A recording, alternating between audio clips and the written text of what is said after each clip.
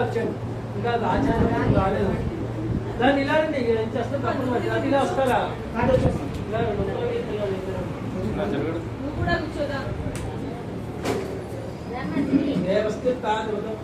ఇప్పుడు పూర్తిగా బ్రాహ్మణ అలా కూర్చో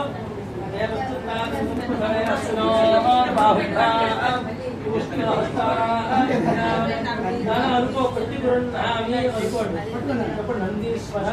దేవత విద్యాపన ముద్రసూపాను ఉద్యమ సంప్రణదే అలా పక్కన పెట్టండి కాల సాధున్యాత్మో మనస్సంకల్ప దక్షిణ